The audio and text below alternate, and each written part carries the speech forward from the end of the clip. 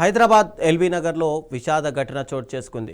Police శాఖలో పనిచేస్తున్న constable Sai Kumar మృతి కలకలం రేపుతోంది. ఇక సాయి కుమార్ కొంతకాలంగా ఎల్బీ నగర్ పోలీస్ స్టేషన్ నుంచి ఏసీపీ కార్యాలయానికి అటాచ్మెంట్పై విధులు నిర్వహిస్తున్నారు.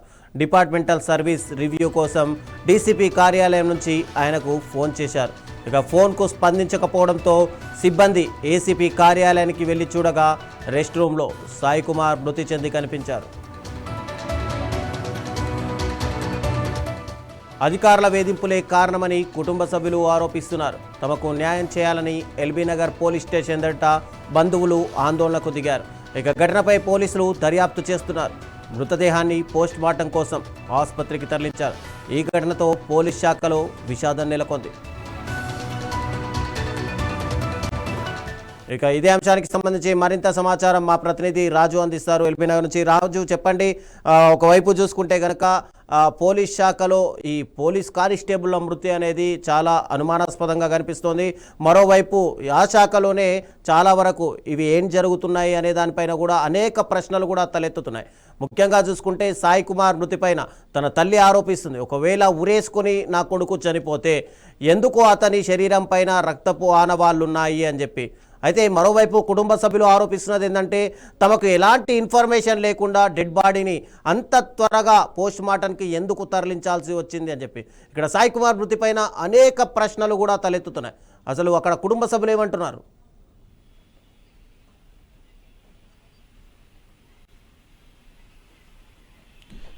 రైట్ రవిచంద్ర, ప్రస్తుతం మనం ఎల్బీ నగర్ పోలీస్ స్టేషన్ దగ్గర ఉన్నాము. సో ఉదయం నుంచి మనం ఇక్కడనే ఉన్నాము. సో ప్రస్తుతానికి ఉదయం నుంచి జరుగుతున్న అంటే వాళ్ళ కుటుంబ సభ్యులకు కానిస్టేబుల్ సాయి కుమార్కి సంబంధించి ఎవరైతే ఆత్మహత్య చేసుకున్నో ఆయనకు పోలీసులకు సంబంధించి కొంచెం ఘర్షణ వాతావరణం అయితే కనిపించింది. ప్రస్తుతం ఇక్కడి నుంచి పోలీస్ స్టేషన్లో ఎవరు అయితే లేరు, మొత్తం కూడా వాళ్ళ కుటుంబ సభ్యులు ఎవరైతే ఉంటారో సో ఇంకా ఇక్కడి నుంచి వెళ్ళడం జరిగింది. పోలీసులు కానీ అటు ఉన్నతాధికారులు అటు పొలిటీషియన్స్ వీళ్ళందరూ వచ్చారు. సో బాధితులకు ఖచ్చితంగా న్యాయం జరిగేలా చూస్తామని చెప్పేసరికి ఎల్బీ నగర్ పోలీస్ స్టేషన్ అయితే ప్రస్తుతం ప్రశాంతంగా కనిపిస్తున్నటువంటి సిచ్యువేషన్ అయితే ఉంది. సో ఉదయం నుంచి ఇప్పటి వరకు అంటే మధ్యాహ్నం 2 గంటల వరకు పెద్ద ఎత్తున ఘర్షణ వాతావరణం అయితే ఇక్కడ కనిపించింది.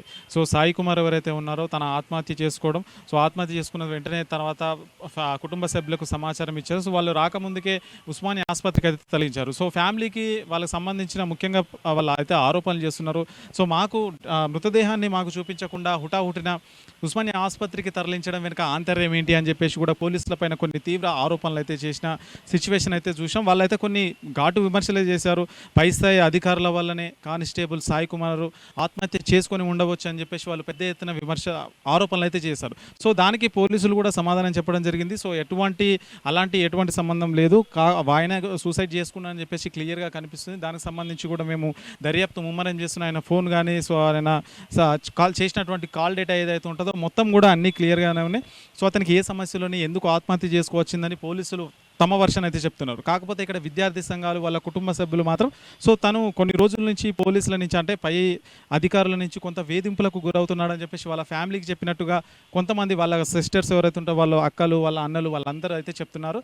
సో ఇక్కడికి బంజారా సేవాదళ సంబంధించి కావచ్చు విద్యార్థి సంఘాలు పెద్ద ఎత్తున ఇక్కడికి వచ్చి ఉదయం నుంచి ఇప్పటి వరకు అంటే 2 గంటల వరకు, ఇప్పుడు 4 అవుతుంది, 2 గంటల వరకు మొత్తం కూడా పోలీస్ స్టేషన్లో చేశారు.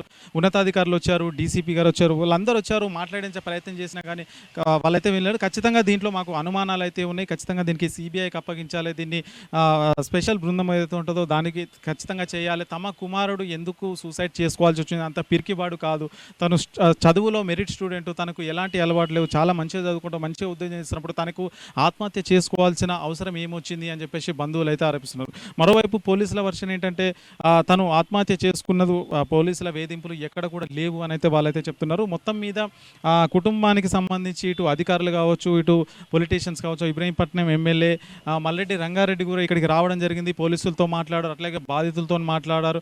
మొత్తం తమకు న్యాయం చేసే విధంగా అంటే బాధితులకు అండగా ఉంటామని చెప్పింది. ప్రభుత్వం తరపు నుంచి 22 లక్షల నష్టం అంటే ఎక్స్గ్రేషియా కూడా మంజూరు చేయడం జరిగింది. తక్షణ సాయం కింద 5 లక్షలు, సో అంత్యక్రియల కోసం 1 లక్ష రూపాయలు కూడా కేటాయించడం జరిగింది. సో మరొక వైపు అంటే తనకు సంబంధించిన ఉద్యోగం ఏదైతే ఉందో పాసిబిలిటీ ఎలిజిబిలిటీ ఉంటే కనుక ఒకవేళ ఉద్యోగం వచ్చేది ఉంటే తమ కుటుంబంలో ఒకరికి ఉద్యోగం కూడా ఇస్తామని చెప్పారు. దానికి సంబంధించి అయితే అంటే ఇన్సూరెన్స్కి సంబంధించి ఒకవేళ వస్తే తను ఆత్మహత్య చేసుకున్నాడు కాబట్టి సో దాని పాలసీలు ఏ విధంగా ఉంటాయి, దాని రూల్స్ అండ్ రెగ్యులేషన్స్ ఏ విధంగా ఉంటాయి, ఒకవేళ పాసిబుల్ అయితే కనుక అటు ఇన్సూరెన్స్ ఇటు ఆ జాబ్ ఏదైతే ఉంటుందో వాళ్ళ కుటుంబ సభ్యుల్లో ఒకరికి ఇస్తామని అయితే హామీ ఇవ్వడం జరిగింది. మొత్తం మీద ఎల్బీ నగర్ పోలీస్ స్టేషన్లో ఉదయం నుంచి ఇప్పటి వరకు కూడా మొత్తం ఒక ఘర్షణ వాతావరణం అయితే కనిపించింది. మొత్తానికి అధికారులు అటు పొలిటీషియన్స్ వీళ్ళందరూ బాధితులతో మాట్లాడి తమకు అంటే వాళ్లకు న్యాయం చేస్తామని హామీ ఇవ్వడంతో ఇక్కడి నుంచి అయితే వెళ్ళిపోవడం జరిగింది. సో నిజంగా చాలా బాధాకరం అని చెప్పాలి. వాళ్ళ తల్లి చాలా బాధపడుతుంది. తన వయసు కేవలం 22 సంవత్సరాలు, అంటే 23 సంవత్సరాలే, జాబ్ వచ్చి కూడా 2 సంవత్సరాలు అవుతుంది. తను 2024 చెందిన కానిస్టేబుల్. సో ఇక్కడ విధులు నిర్వర్తిస్తున్నాడు. సో ఆ టైంలో అతనికి ఇలాంటి పరిస్థితి రావడం అయితే చాలు వాళ్ళు బంధువులు కావచ్చు వాళ్ళు జీర్ణించుకోలేకపోతున్నారు. సో మనం చూసాం మొన్నటికి మొన్న డీజీపీ ఆఫీస్లో స్వామి అనే వ్యక్తికి తన కాల్చుకొని చనిపోయాడు, రివాల్వర్తో కాల్చుకొని చనిపోయాడు. ఇప్పుడు ఇట్లా పోలీసులు కొంతమంది ఎందుకు ఈ విధంగా చేస్తున్నారు?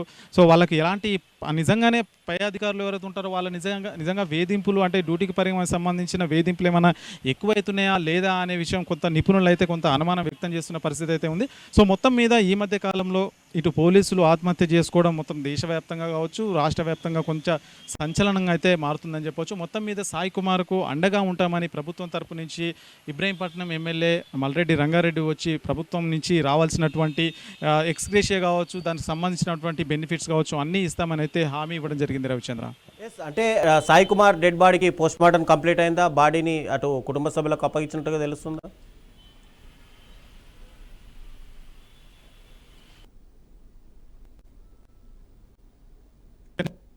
హాస్పిటల్కి అయితే తరలించడం జరిగింది. అక్కడ పోస్ట్ మార్టం చేస్తున్నారు ఇప్పుడు ప్రస్తుతం. ఇక్కడ ఇప్పటి వరకు కుటుంబ సభ్యులు ఎల్బీ నగర్ పోలీస్ స్టేషన్లో పోలీసులతోని మాట్లాడడం ఇవన్నీ అయితే జరుగుతున్నాయి. ప్రస్తుతం అయితే ఉస్మానియా హాస్పిటల్లో తనకు సంబంధించి సాయి కుమార్ సంబంధించిన మృతదేహం ఉంది.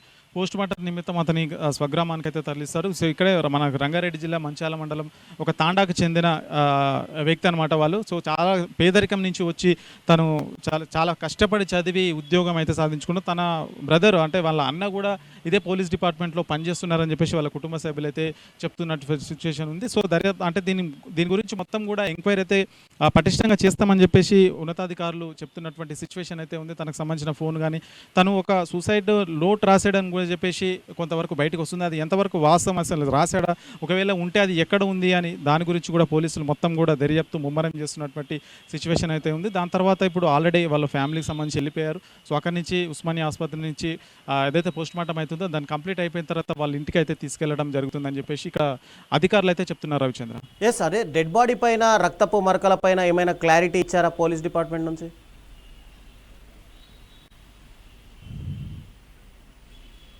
రైట్, దీని విషయం కూడా అంటే వాళ్ళు కుటుంబ సభ్యులు ఆరోపిస్తున్నారు ఊరి వేసుకుంటే కనుక బ్లడ్ మార్కలు ఎట్లా ఉంటాయి అని చెప్పేసి వాళ్ళు కూడా అనుమానిస్తున్నారు. సో అట్లాంటిది ఏం లేదని చెప్పేసి పోలీసులు అయితే చెప్తున్నారు. మరొక వైపు ఇక్కడ కీలకమైనటువంటి విషయం ఏంటంటే సీసీ కెమెరా, అంటే తను సూసైడ్ చేసుకున్నటువంటి గదిలో సీసీ కెమెరాలు ఈ రోజే బంద్ కావడం అనేది ఆశ్చర్యం అనమాట. అంటే అదే వ్యక్తం చేస్తున్నారు, నిన్న మొన్న పనిచేసింది ఈ రోజు ఎందుకు పనిచేయదు అని చెప్పేసి కూడా కొంతమంది అయితే అడుగుతున్నారు. సో అడిషనల్ సంబంధించిన డీసీపీ కూడా చెప్పడం జరిగింది ఆడ, అంటే మొత్తం రూమ్లో కాదు అక్కడక్కడ సీసీ కెమెరాలు పనిచేయకుండా ఉంటాయని చెప్పేసి. సో పర్టికులర్గా అదే గదిలో సీసీ కెమెరా పనిచేయలేదు.